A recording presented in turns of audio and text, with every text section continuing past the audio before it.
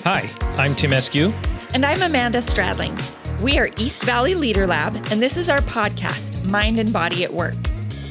Wellness, well-being, and mindfulness are trending right now as organizations try to attract and retain the best talent in this tumultuous post-COVID world. At the Leader Lab, we agree these are important concepts and overdue for being fully utilized in the workplace. We also believe that these concepts only work when you treat the mind and body as a whole. We are excited to be part of a societal shift in attention toward the whole person. We invite you to join us as we begin to look broadly and deeply at wellness, well-being, and mindfulness in the workplace. Hello, everybody. My name is Tim Eskew. This is my partner, Amanda Stradling, and we are East Valley Leader Lab, and this is our podcast, Mind and Body at Work. We'd really love for you to take a look at the link in our show notes to our latest offer. It's called The 4 Fundamentals of Well-Being. It's designed to help you and your team understand some of the things that you can be doing to improve your own well-being. And as always, if what you see and hear here resonates, we'd love for you to like, share, and subscribe to our YouTube channel or wherever it is you get your podcasts. Today's episode is a little bit different. We've done this once before. This is our second takeaway show. So at about halfway through this season, we paused and looked back to see what were the trends and takeaways from the first 7 shows. And believe it or not, this is episode 16, and it's time to do that again. And it's a good way to wrap up this session. One of the reasons we do this is because we know, people don't have unlimited time. It can be hard to set aside, almost an hour to listen to one of these podcasts. At the same time, we really recommend that when you do have time, you dig back into the actual podcast, right, Amanda? Absolutely. Because that's where you're going to hear these things directly from the source, directly from our very knowledgeable guests, and a lot of rich stories that really support the bits and pieces that we're taking away. Anything to add about today's show, Amanda? No, I'm excited to kind of summarize and recap all the great things we've learned. It's been a wonderful experience interviewing all of our guests. It really has. It's been a really wonderful season. Yeah. Do you want to kick us off then in what we'll do like we did last time is review the last 7 shows, just a quick synopsis, and then we'll talk about what we pulled out of them and think is worth taking away. Great. So our 9th episode was with Chris Casillas. The title is Place-Based Wellbeing. So Chris runs a nonprofit called Regenerating Sonora. He's passionate about being a blessing to his local community in Superior, Arizona. He says mindfulness in action can make us a helpful ancestor. So Chris is very mindful of what kind of legacy he wants to leave behind and how he wants to strengthen his community and create a culture of care there in Superior. So part of being able to do that is Chris said he's very mindful of what he says yes to and what he says no to. And that's a good way to be intentional about what you're creating. Yep. He says when strengthening individuals, communities, and environments, it's important to amplify what is already good and essential. So Chris uses the word adornment rather than embellishment. As he's building his community, he wants to really enhance the culture that's already there, the strengths that the people already have, just enrich what's established. So he also says a diverse exchange is important for a healthy community. So diverse people, different ages he talks about, sharing resources, stories, wisdom. So that really enriches a community. Some important aspects of well-being for Chris.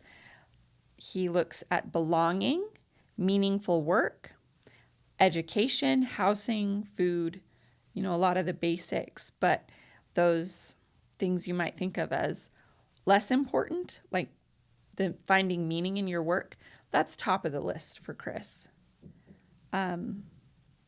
So he views it as a success when his organization has to provide less of these things, that the community's supporting itself, that people are becoming more self-reliant and more interdependent with each other, needing less outside less dependent support. on the outside. Yeah. Absolutely. Well-being means caring for yourself, your family, and then your community in that order. Mm-hmm. Yeah, which tied into some, I think we talked about some of the things that he does to manage his own well-being. They've got him and his wife have a small, very small child, a baby, basically. Yeah. And you have to take, like some of our other guests said, you have to take care of the caretaker. I remember we had some conversation about that. Yeah, that's definitely a theme. He says, healthy body, happy mind is a wealthy life. I remember Chris being, he's familiar with a lot of different philosophical traditions. Yes. And so we got into that a little bit, into a few of them. And that was a fun show to go through all those different traditions. Yeah. If you get the chance, listen to the full show. It's hard to summarize everything Chris said because the content was really rich. Yeah. And we don't want to try to cover everything in every show here. We want to kind of do a quick overview. Yep. And so should we move on to the next one? And then, again, we're going to come back and look at trends and takeaways. But episode 10 was George Whittemire, and he's the elephant researcher. And George considered himself extremely lucky to have the opportunity, starting as a graduate student, to actually get to go out in the field and work with these huge, interesting, intelligent animals in Africa. And he's been doing that for over 20 years. And I think, equally important to the scientific research they're doing, he's also heavily involved with organizations that are advocating for, the safety and the conservation for elephants, because they tend to get abused because of their valuable tusks. And it's really, really a shame, but he's taking action on that, which is one of the things we can do for our own well-being, right? Is if we've got a concern, take action. Yep. So we learned an awful lot of how amazing these beautiful, gentle animals are. So, a lot of people probably already know that elephants are matriarchal society, right? The females tend to be the leaders in their packs, in their groups. But there were several things that I learned about their behavior that I had never heard before. So one was that, these packs are often based on, they're matrilinear. Yes. So they're based on family and genetic, common genetics, but they also take in strays. So they're very inclusive, which I think was one of our trends takeaways from last time. They lead in a very inclusive way. So when there's stray males or stray females that have, for whatever reason, don't have a pack, they will at times take them in and make them part of the group. When danger is present, the leader will lead their group away from that danger, and they do so in a way that always puts themselves in between the danger and the rest of the group, right? And I think we've talked a little bit, a few times, about the Chinese ideogram of warrior, right? Yeah. It's such a perfect demonstration of that, of being, putting yourself in the way and having the confidence that you can protect. Yeah, that's true leadership. Yep. One of the definitions.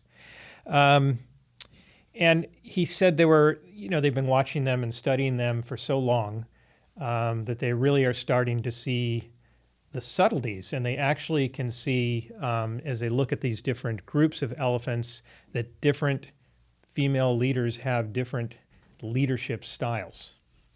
And it's all based on the subtlety of their social network, right? It's the communication of all different kinds between the members of the group is so important. And so that leads to subtleties in all the ways they communicate, but really in the way that the different leaders lead, right? They have actual different styles. I thought that was neat. And he also said that leadership is not always what we think of sometimes as like dominance, or even sometimes a little bit of an aggressive style, that they lead from a more gentle kind of nurturing approach, but it's still very much leadership. Yes. Yeah, you're not pushing each other around, Yeah. right? The leader isn't anyway. The Yep. leader is being very gentle and nudging. Yep.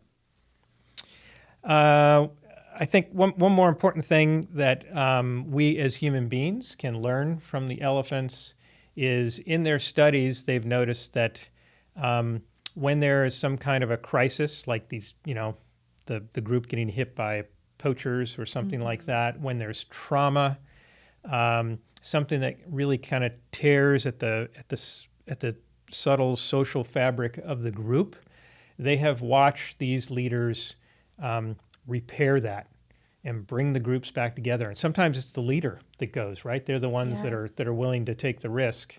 And sometimes they disappear, and they see these packs. Then even the new leader emerges and they repair the fabric. And just you think of some of the things that are going on in our society today, people getting left behind. It seems like there's some things there that we can probably learn from. Absolutely. Be more knit together as a community. Yeah, and empathetic, I think, was the word that somehow you can sense in these elephant groups, the empathy they have for each other. Absolutely. All right, moving on to episode 11. Yeah, 11 is Heidi Wayment. Her episode is called Well-Being and the Quiet Ego. Heidi Wayment is a Regents Professor of Sociology at Northern Arizona University. So that was really great talking to her. She had so much wisdom and insight and knowledge. But what I found very interesting is her academic career didn't necessarily start out very professorial. She was a professional basketball player for 20 years. Traveling the world, yeah. Yep, she traveled all over the place. So she had some neat insights about that. But her work is really in this phrase that she's coined and her partner, right? Quiet ego. Mm-hmm. And it's a mindset centering around balance between caring for oneself and caring for others. So it's not no ego. It's about just checking your needs and desires and against those of others in the community, and being open to still learning and growing. Yep. She talked about how important it is when you have a quiet ego during times of crisis, you are more likely to reach out and connect with others to get help. When you don't have an ego in the way, you can really use those as opportunities for growth and connection with other people. Another important aspect of quiet ego is acting from your values versus your conditioning or protecting your ego. Just really having a value-centered life. She had what I like that I've been trying to keep in top of mind is the ABCDs of quiet ego. She said awareness, belonging, curiosity, and development. So the development is really just kind of a growth mindset. Use all situations as opportunities to develop yourself. I think, when she was talking about those, it was hard not to think about, what are the things that we're trying to bring across in our courses at the Leader Lab, and it's a lot of the same things. It starts with a lot of focus on self-awareness. We talk about curiosity being one of the opening emotions. Definitely. And then it's all about development. That's why we do our classes.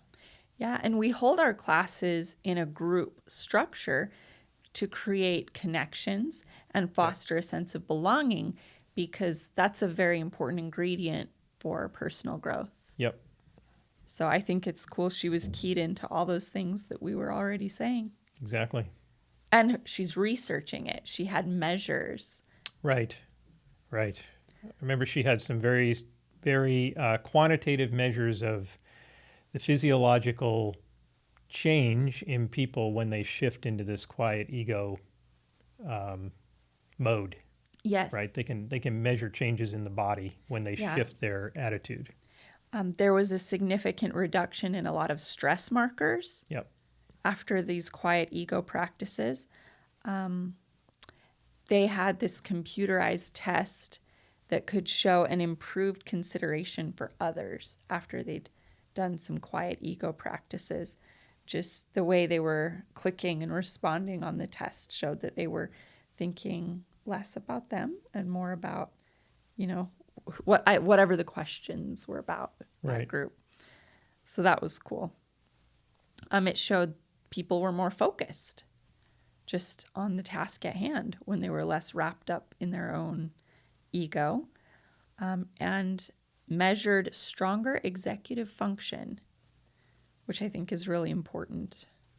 Yeah.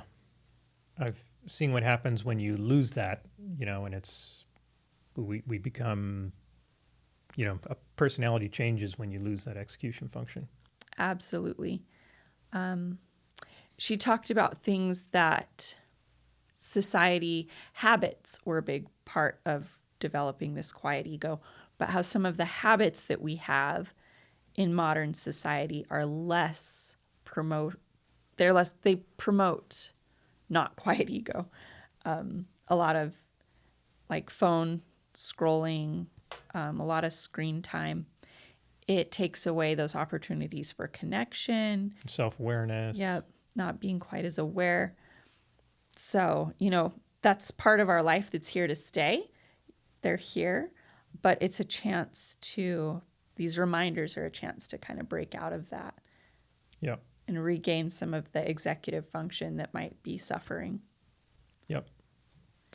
And one other quick thing, a parallel that I can't help but make is, we were just talking about the elephants and their subtle approach and these leaders, and it's a quiet ego approach that they're taking. It seems to come natural to them because they see it over and over and over.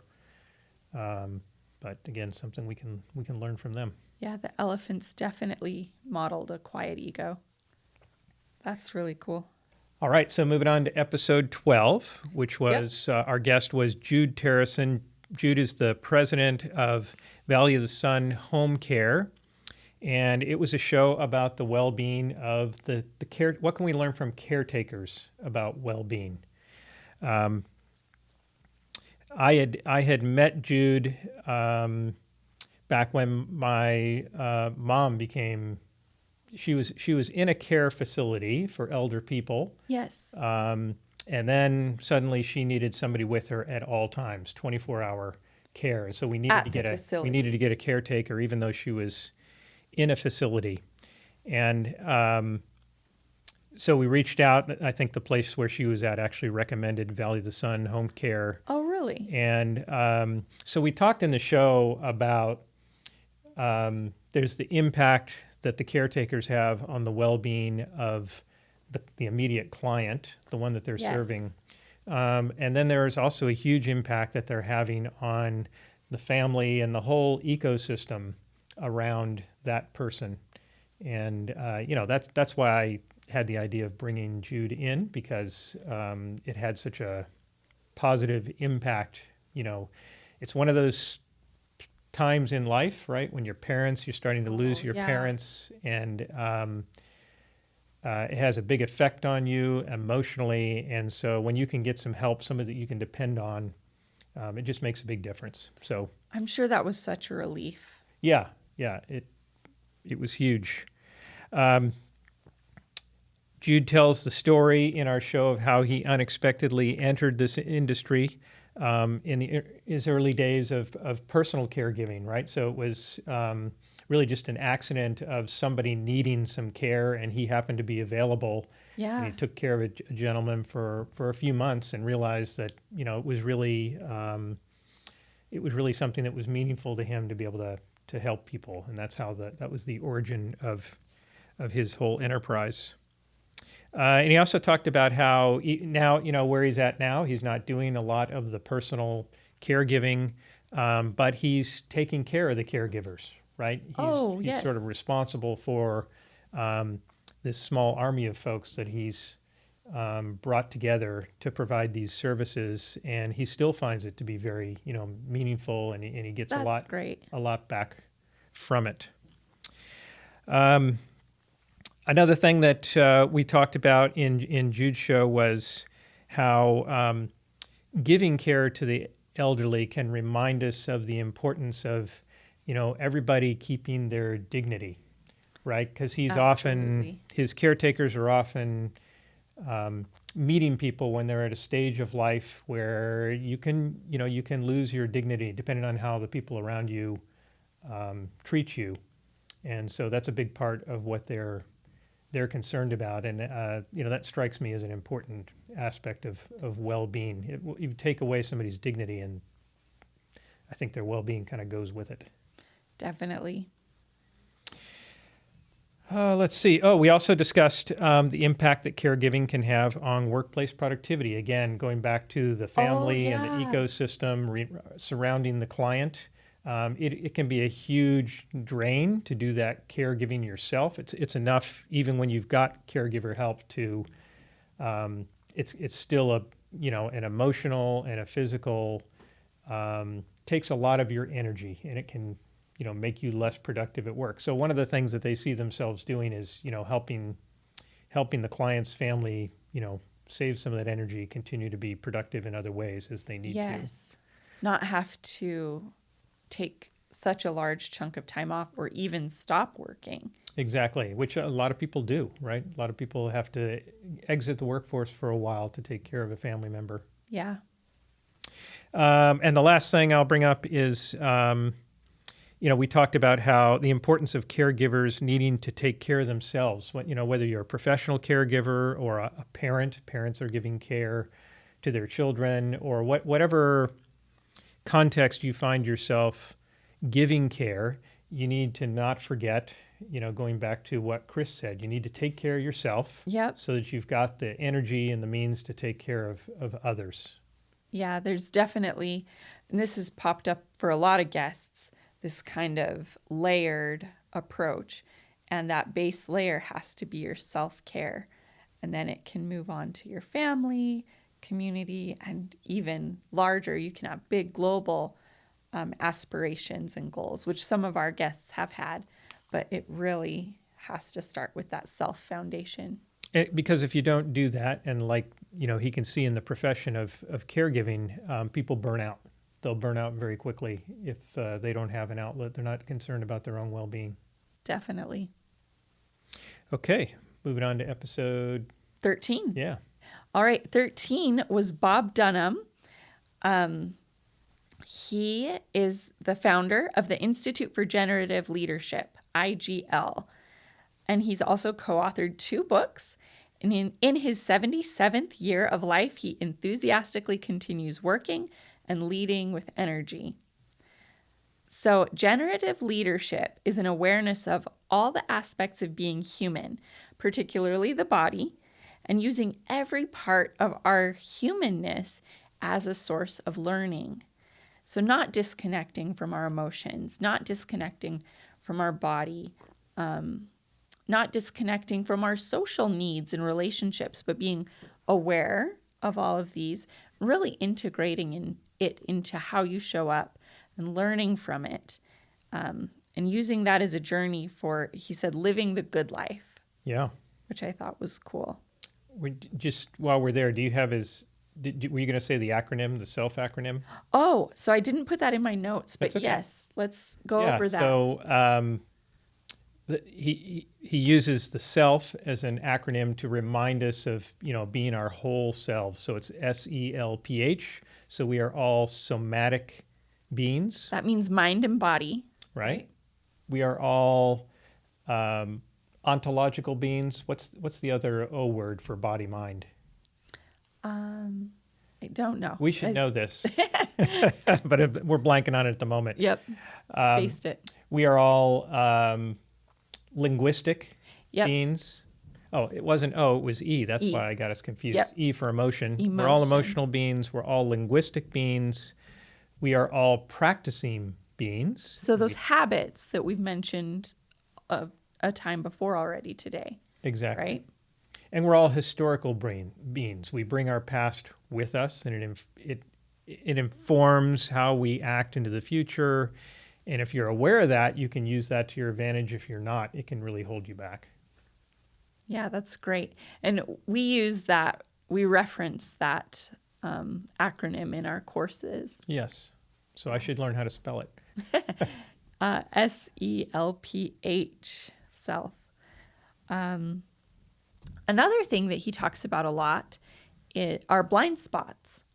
And he says blind spots are portals, which I had never heard before.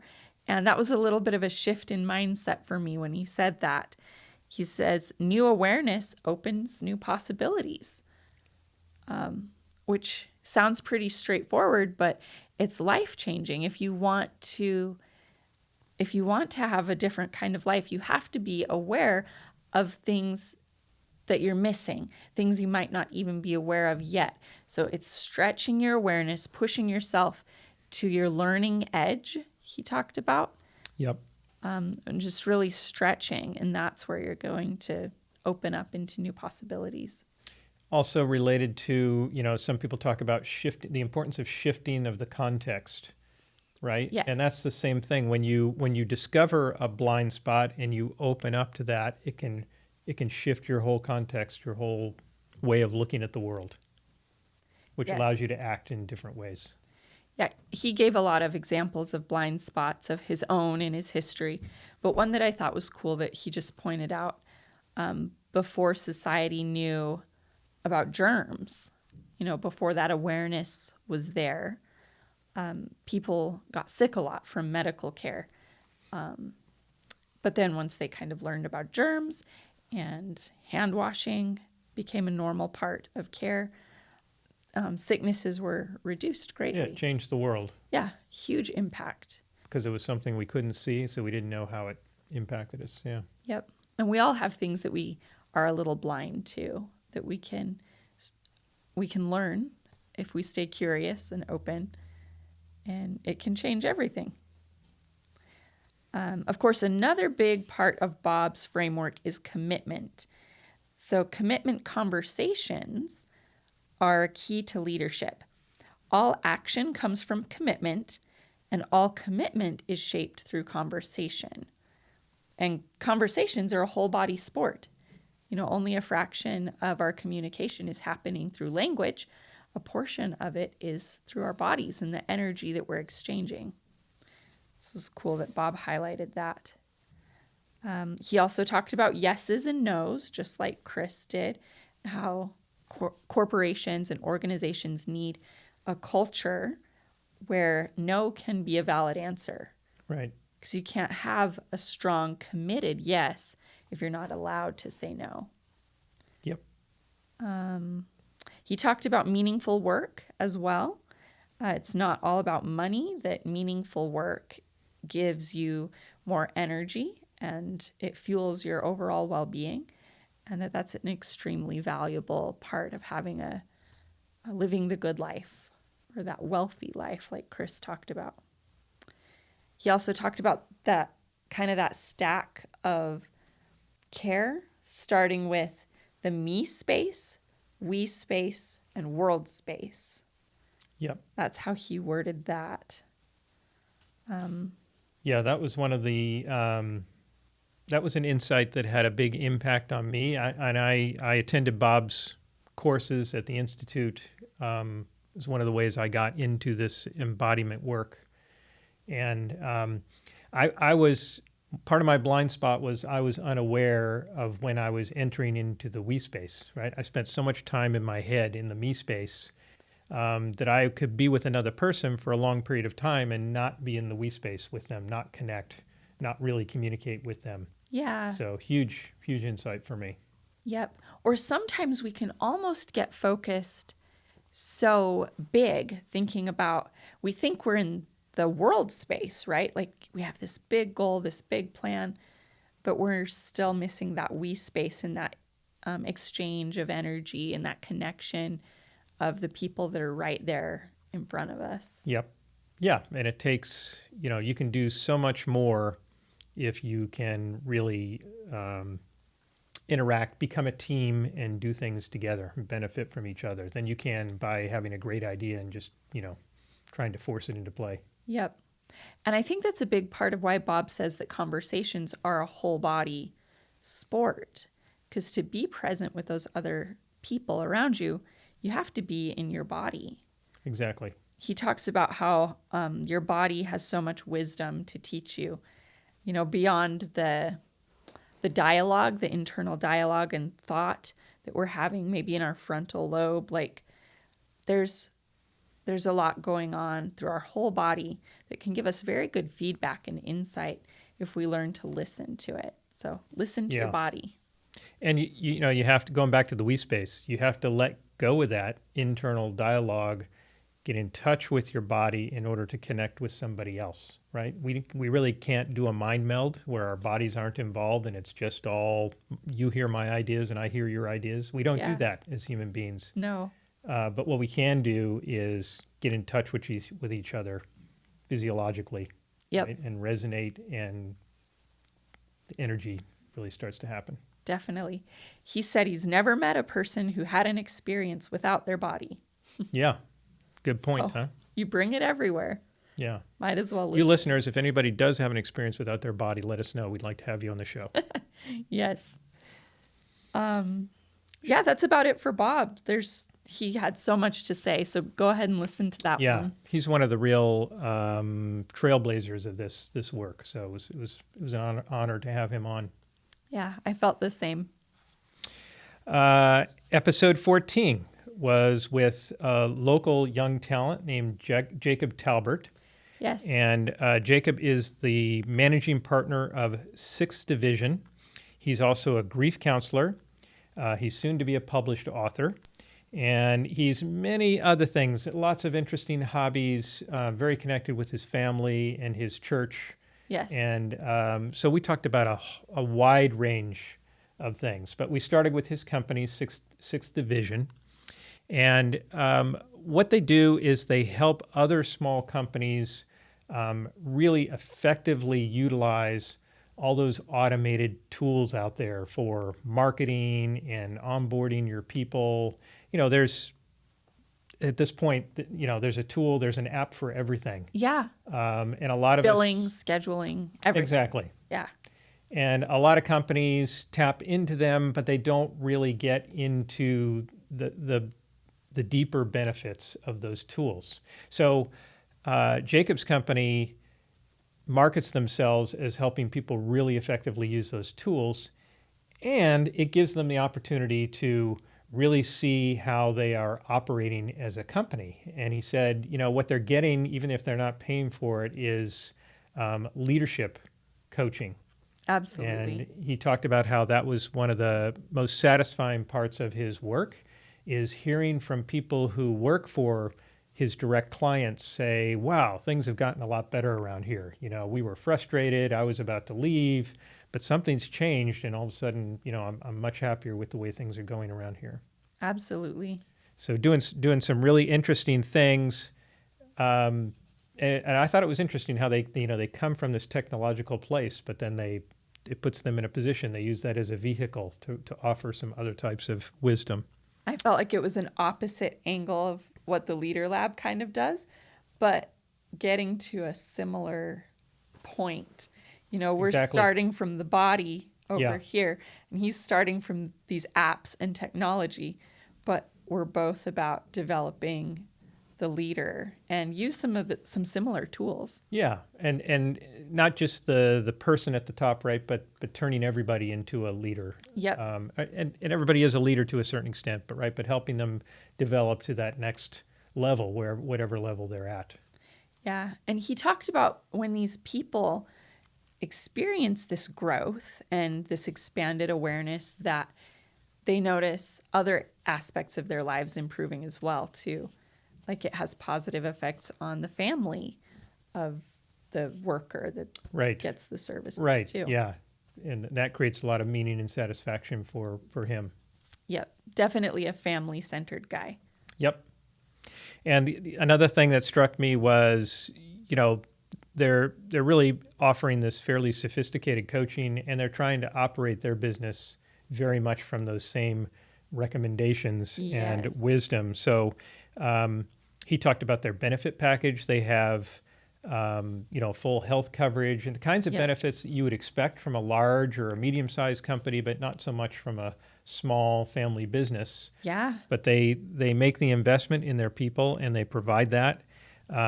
He had multiple stories of them, taking care of each other when people are in need, when people are Yep. sick in the organization.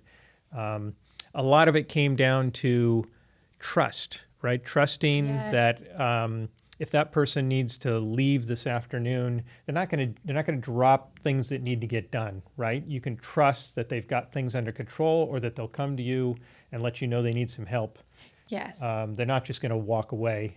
And then he said, when you get to that stage, he tells people, stop asking if you can leave. We trust you, right? go. Just take care of it. We know you're not going to drop the ball. That's awesome. So I thought there were some really good lessons in that. I thought that was such a human approach. Kind of going back to Bob, where, you have to see the person as a whole. Someone with a body that gets sick, someone with a social network and a family that they also have responsibilities to. Yep. Someone with emotions, and you're not just treating your workers like machines. Right. And he also brought that up when he talked about how they hire and onboard people, right? That it's a Yep. very lengthy, somewhat intensive process. And when people do make it through that process and they get to the place of making an offer, they tell them, what's important for you now is to go talk to the people that are important to you and see if you and they are ready to make this commitment to our company, right? You understand now Yes. the way we operate, and we want to make sure you're making that commitment before you come in, and then we trust you to be part of the family. Yeah, very commitment based. Yep. He also offered an interesting. They talked about their values. And part of their values, they said, is they see there being three currencies: time, energy, and money. So then time and energy are just as important. And there's trade-offs we make between these three things. So they encourage their employees to take really good care of their time and their energy, and they trust that the money part will show up, right? The productivity, the money will be there if people know how to manage their time and manage their energy. That's so good. Yep. Another one of their catchy values was be a force of nature. They expect their team members to have this force of nature impact on their clients. Like they're going to come in and things are going to change. And then another value was recognizing your journey of personal development never ends. So they, before they bring them in on the team, they want them to know that we're all still developing here. And, you're going to be expected to learn and from others, and, take your development seriously. Yep. There were, we just barely touched on, so we touched a bit on his, he's also a grief recovery counselor. Yes. Which is probably where he's got some of these sophisticated ideas and wisdom to share with some of these other companies. He's been doing that for a number of years. And then there were the many hobbies. It was just fun. Yep. He has a fun way of expressing the fun that he's making in life. Yeah. And he's intentional about it. Yep. Yep. All right, one more episode to review before we get to our Episode takeaways. 15. We actually just recorded this one a few days ago. David and Shannon Baxter, who are local here, they're the owners of a coffee shop, Bean Chain Coffee Shop.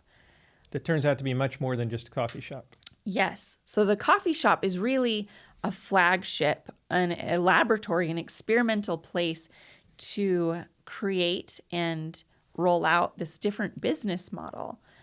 It's very much like a worker-driven business model where Yep. workers have a voice, they have fair wages, and eventually they get to work their way into part ownership.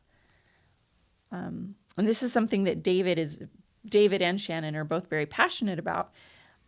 David talked about his personal history and growing up with a lot of poverty and how that really businesses play a key role in eliminating poverty in society.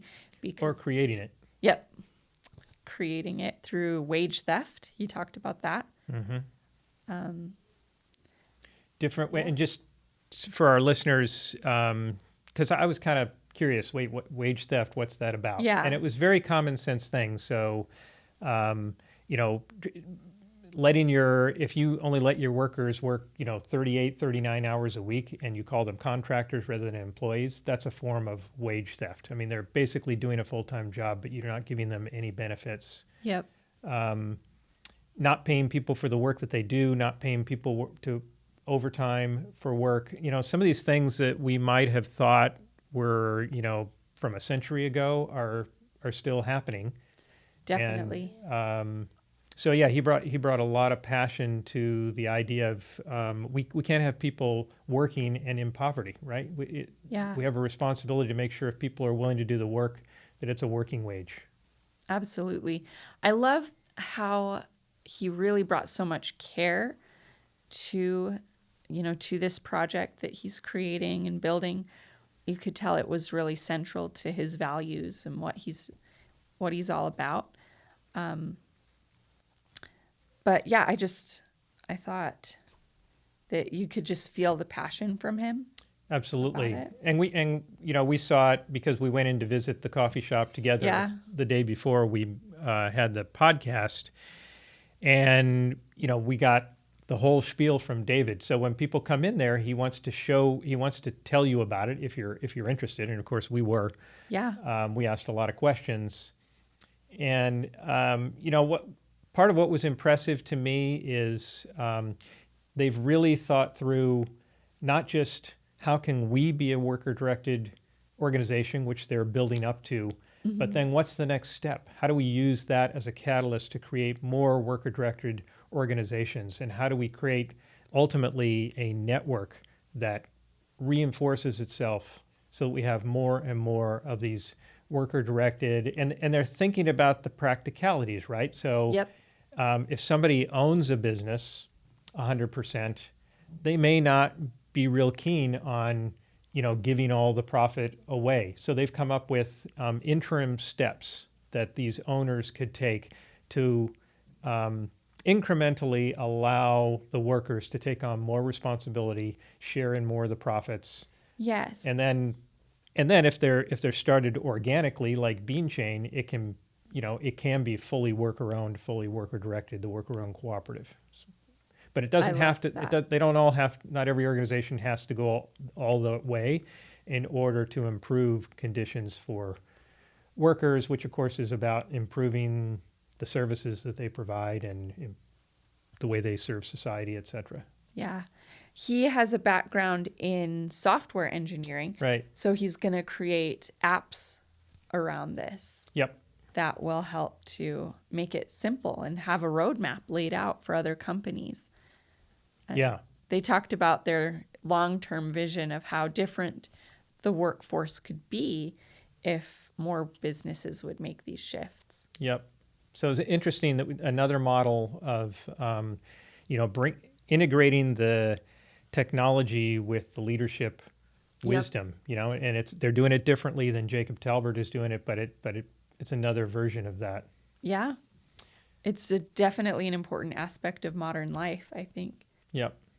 And then Shannon had her own interests, so she's supporting this vision of her husband, David, but you want to talk about her other interest? Yeah, so she has a lot of love for animals, and she wants to open up an animal rescue that'll be a nonprofit, and she wants to offer therapy with horses like children can ride the horses. And I thought it was really cool hearing her just kind of talk about her love of animals. And as we care for people's well-being and raise the quality of life of people, then the animals get better care too.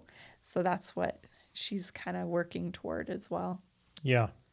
Yeah. And, you could tell she was totally committed to David's vision, and she finds ways to use that to create meaning for herself. And she was talking about a lot of the ways that she's developing as a leader by being part of that organization, being part of the ownership process. Yeah, she's learned a lot. And the way she runs and disciplines the workers at the coffee shop, she just has this very collaborative, just kind of way. Yeah. These conversations that she has, kind of like the elephants, Yeah. really, just which gentle is so and refreshing subtle. in the workplace. Yeah.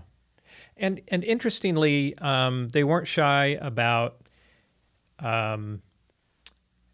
there also is a discipline side of this, right? So Yeah. you will have people who will try to take advantage when you try to share profits with them, Yep. right? They want to share, but they don't want to give. And so, they've learned some lessons and they've had to, and that was their intention from the outset, was really figure it out, really get the experience, use the tools to put it into a little bit of a formula, Yep. right? And then help others implement that formula. Yep. When we asked them about their own well-being, because we always want to see what people are doing for themselves, they echoed some things a lot of our other guests have said, that they have so much more energy now that they're doing this meaningful work. Yep. And that Yep. when they're aligned and feel that passion, you don't have the same kind of fatigue and problems that he said he was having as a software engineer. He said he was a lazy software engineer. Yeah. So that's interesting. I didn't have that on my list of trends and takeaways, but when you mentioned that, we heard that a bunch of times in the first 7 shows, and we've heard it a bunch of times in the last 7 shows. We're looking for people who are finding meaning in their work and care about the well-being of others. And to a person, that's what's giving them the energy. Most of them have a backstory. They weren't doing this all their life, and then they got into this and they created this opportunity to do what they really care about. And you can just feel the energy from them as they talk about their passion. You can see it in their bodies. Yep. I think. Yep. Nice takeaway. So that's a good transition. I think we're ready now to. So, what was one of the ones that one of the trends or takeaways that you saw in the last 7 shows? Well, a lot of people talked about the importance of listening to your body. Yep. And that there's wisdom there, and I think that's something as our listeners could really benefit from learning, and that takes a physical practice. I think. That's why Tai Chi has been so transformational in my life. Yeah. Because I wasn't very in touch with my body, not in a very positive way. I had a lot of health problems growing up. So learning to work with my body and not just struggle with it all the time and be suffering with it, but that my body could be a place of learning and that I could get so much insight and it could empower me to do really meaningful things in my life. That's just been huge. But it took a physical practice for me. And for a lot of our guests, I think that they all have some kind of a physical practice. Exactly. Yeah. And, for our listeners, sometimes when Amanda and I are asked to speak, one of the things we'll do is spend some time sharing our sort of transformation stories, because they happened at very different times in our life. Amanda was quite young when it happened for her. I was well into midlife when I came across this blind spot of not being in touch with my body. But there were several very similar things about the journey of discovering that, developing a physical practice, a bodily practice of movement, and then the other lessons that came out of that. That's really a good. It's kind of where it all began for each of us, and I think a lot of other people. There's an opportunity there to open up their world. Definitely. Also, kind of creating a culture that accepts the body as part of it, as part of life. Chris Casillas talked about that a little bit, where sometimes he would just not feel right about a certain move or task or appointment that was coming up, and he'd just say no, and he's like, it doesn't feel right. Yeah. And that's an acceptable answer in the culture that he's created. Yes. Because people are learning to listen to their bodies. Yep. He was using it to manage his calendar. Yep. His body knew better than he did. Yep. Very interesting. Can I share one? Yeah.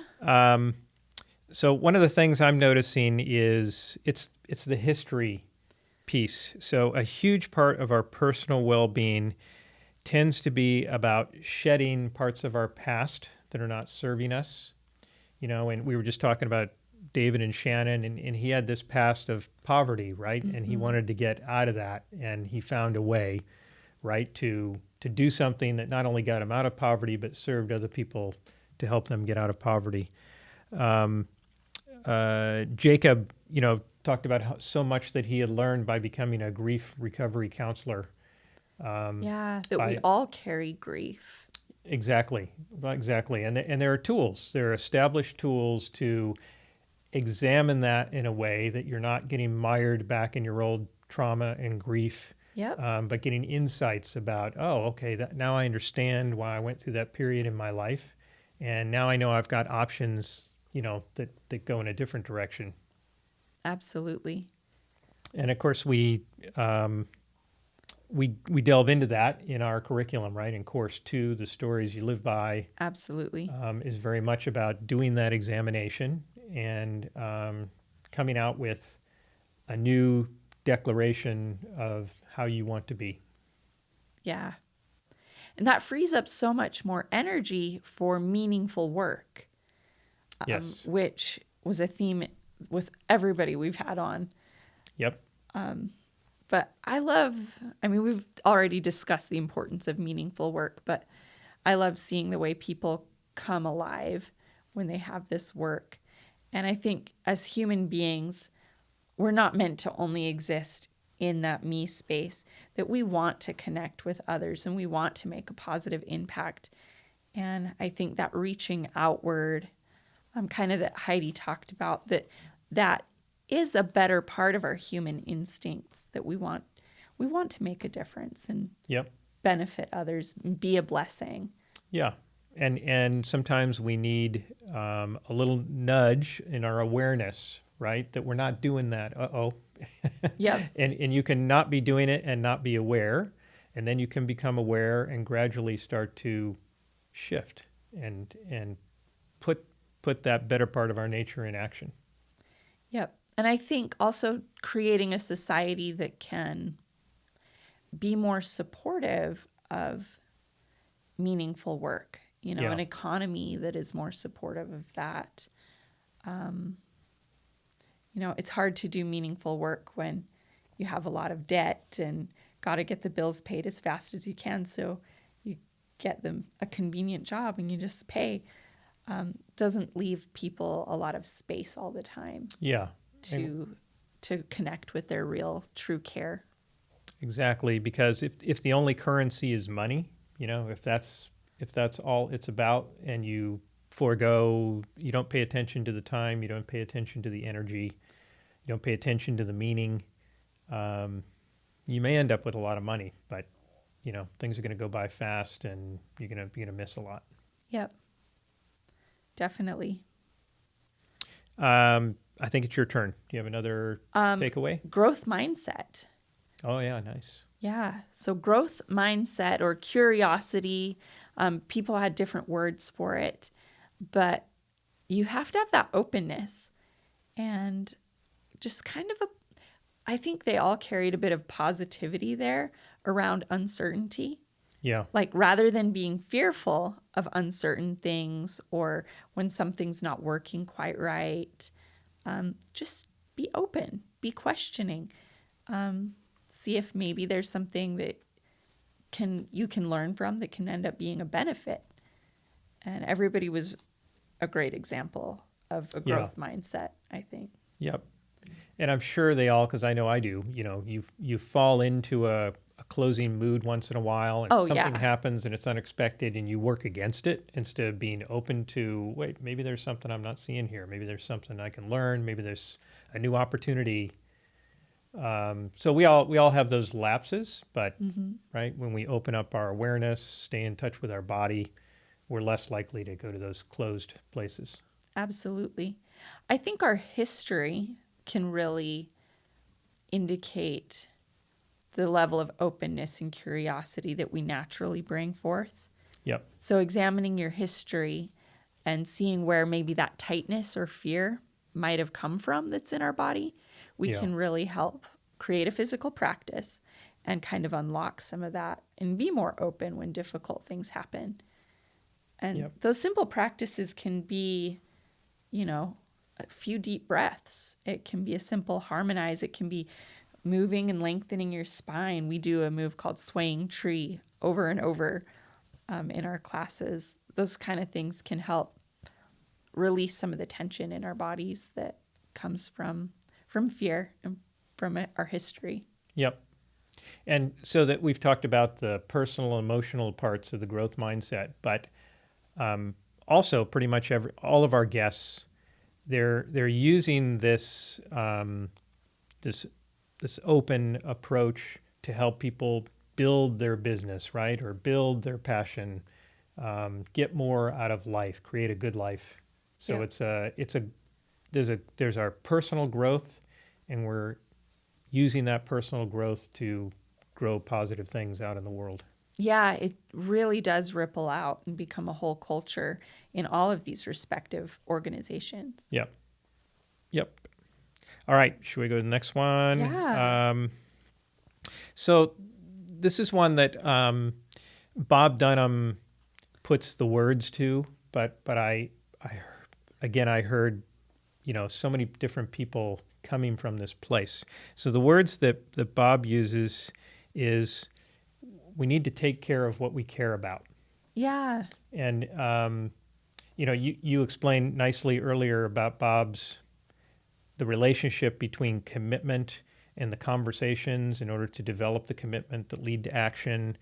And he also says before commitment is our care, right? And that resides in our body.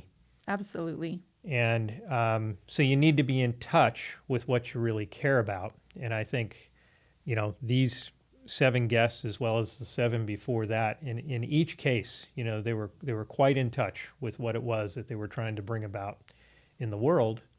And then they were taking care of that. They had made that, whether it was their job or, leading a nonprofit or participating in a nonprofit organization, they've made it a part of their life. Definitely.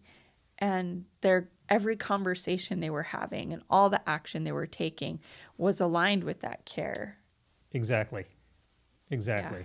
And so I just think it's a really nice theme, right? If someone is interested in kind of going to their next level of development, there's an opportunity there to get even more in touch with what you most care about and make that central to your life.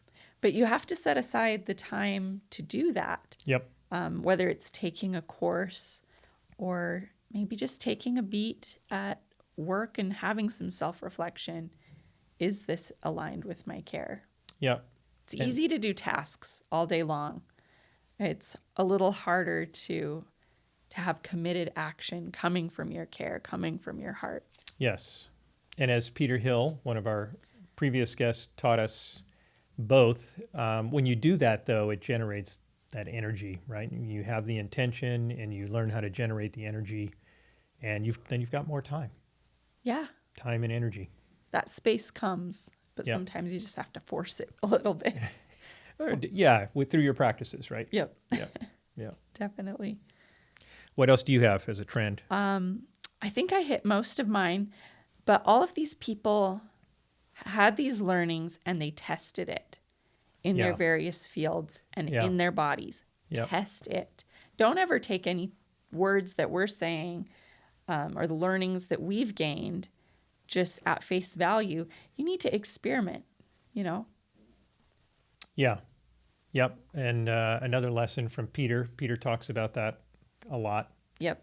And I think people that are interested in learning more about embodiment, there are more and more places you can go to do that now, but it needs to be a place where you're experimenting with Yep. things, right? Definitely. You don't increase your embodiment by listening to lectures and just listening to tapes and podcasts. You have to be involved. You have to get your body involved. Even Heidi, who was very academic and you would think might be giving her learnings in a very written, specific way, she encourages people to take her ABCD reminder and put it in their own words and even use pictures. Yep. Is there an image, something maybe religious or anything from your past or a different source that brings up these 4 ideas for you? Like, make it work for you. Yep. That was a good lesson. Yep. Okay. So speaking of Heidi, and also got this strongly from George, when we asked people to tell stories and how they take care of their own well-being, there was a pattern that emerged that was oftentimes they would say, well, yeah, there was this time when we were having a tough time as an organization. Yeah. The elephant researchers, they had, found a poached body of an elephant and everybody was traumatized. Or there was a shooting at NAU where Heidi worked. Yeah, exactly. So these times of really heightened stress. Crisis and heightened stress.